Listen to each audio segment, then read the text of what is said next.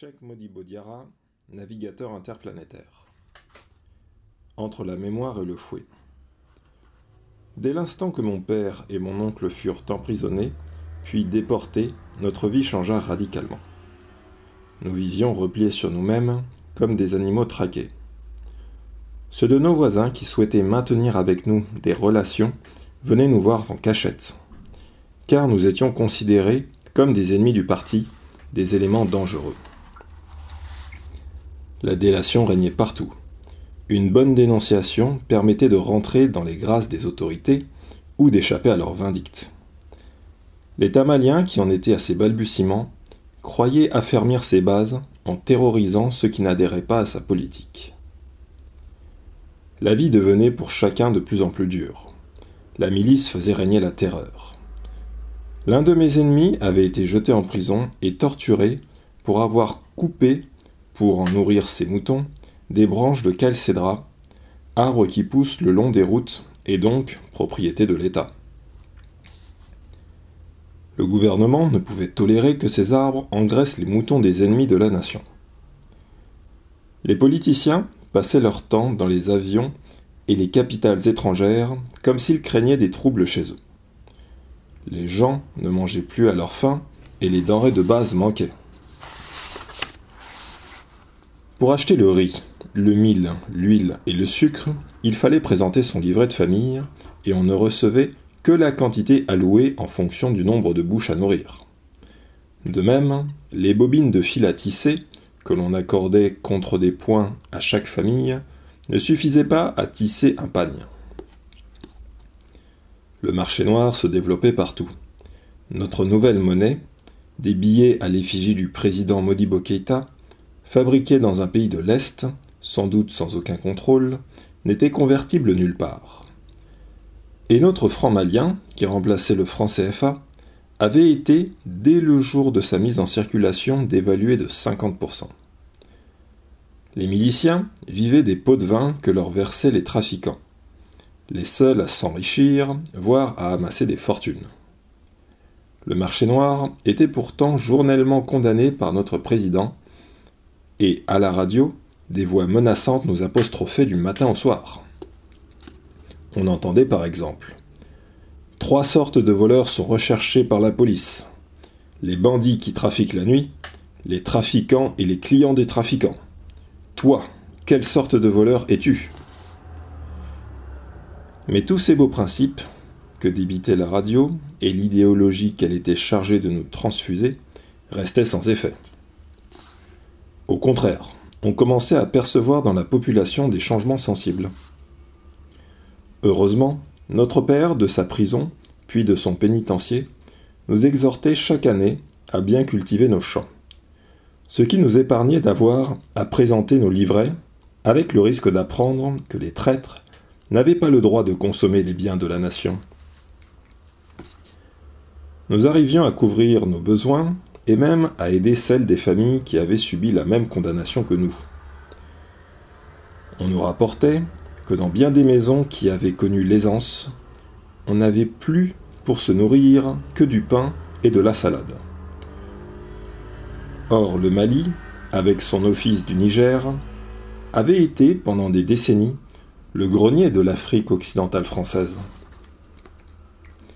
Notre gouvernement avait réussi à le réduire à la famine.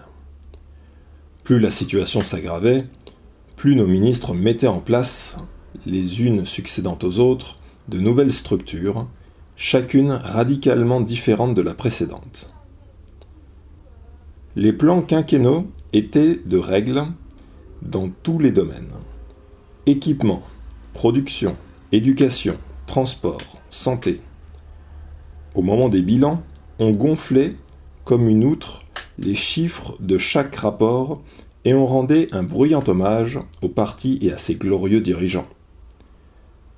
Ces méthodes produisent partout les mêmes résultats, et plus la faillite du système est patente, plus sévère est la répression. Le parti, dans un excès d'imagination, imposa dans les écoles un cours d'éducation civique, le petit livre rouge de Mao, sans même l'adapter à notre réalité. Chinois, Maliens, même combat. Ce que l'on nous demandait d'apprendre par cœur était si absurde qu'il fallait fournir un très gros effort pour mémoriser pareil non-sens. Un effort si grand que je n'ai jamais réussi à oublier des citations telles celles commençant par « La dialectique matérialiste considère que les causes externes constituent les conditions de changement et que les causes internes en sont la base. » Comme si tout ce fatras ne suffisait pas à embrouiller l'esprit le plus clair, il nous fallait retenir le corollaire suivant. Les causes externes opèrent par l'intermédiaire des causes internes. Ainsi, l'œuf qui reçoit une quantité appropriée de chaleur se transforme en poussin. Mais la chaleur ne peut transformer une pierre en poussin, car leurs bases sont différentes. Ou encore, à la phase aiguë de la lutte révolutionnaire, il faut éviter les déclarations sans effet, les actions sans continuité et les prises de position spectaculaires.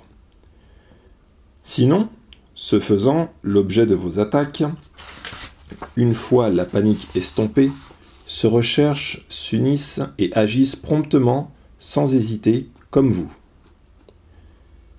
Méfiez-vous des gens qui crachent par terre. Ils sont comme des serpents qui crachent leur venin.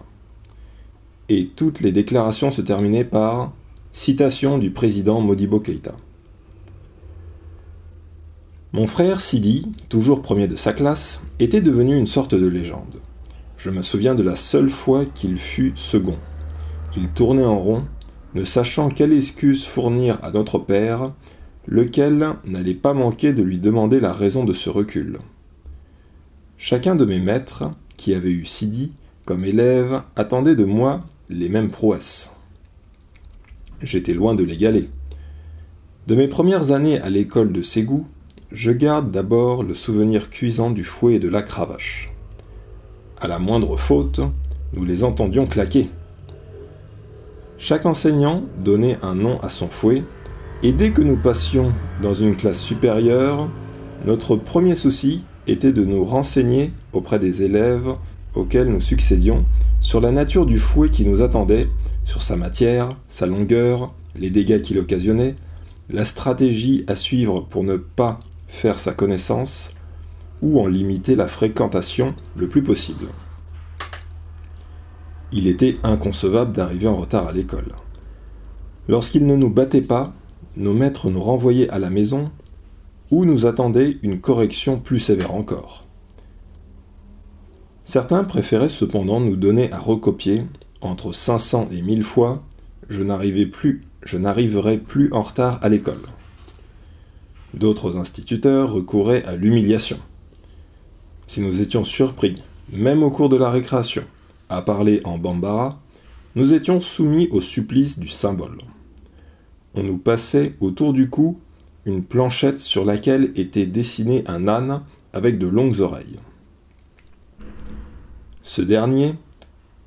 Le dernier à la portée, en effet, en fin d'après-midi, devait arriver le lendemain matin plus tôt que les autres, afin de balayer la classe et d'effacer le tableau noir.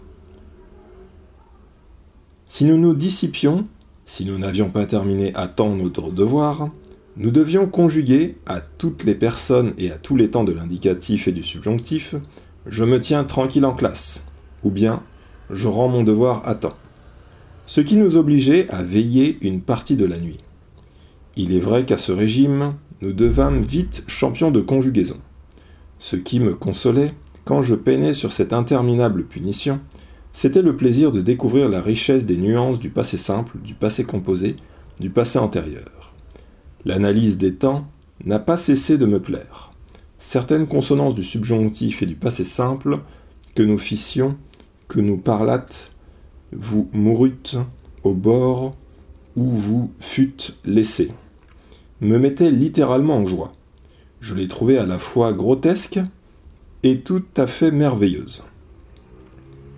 L'un de nos directeurs, M. Galbert, que je revois encore en drill blanc avec des chaussettes qui lui montaient aux genoux, n'avait aucun scrupule à nous obliger pour des peccadilles, à nous agenouiller devant le perron en plein soleil où nous cuisions à feu vif entre midi et 15 heures, nous privant ainsi de déjeuner. Nous étions vraiment éduqués à la trique. Mais plus regrettable encore que ces châtiments était l'imbécilité de l'enseignement qu'on nous prodiguait. Le système pédagogique, alors en vigueur, faisait appel à la mémoire exclusivement. Il fallait toujours apprendre par cœur, des mots, des expressions, des textes auxquels nous ne comprenons rien. Je me souviens de ma première leçon de choses. La casserole est un ustensile de cuisine. Combien de fois ai-je pu répéter cette phrase ? 2 heures plus tard, je me souvenais de rien.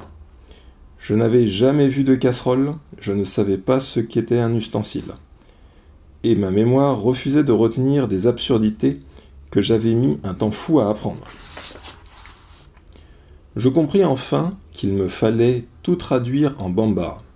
Une casserole est quelque chose de rond et de creux comme une calebasse. Mais elle a une queue par où l'attraper et on peut la mettre sur le feu.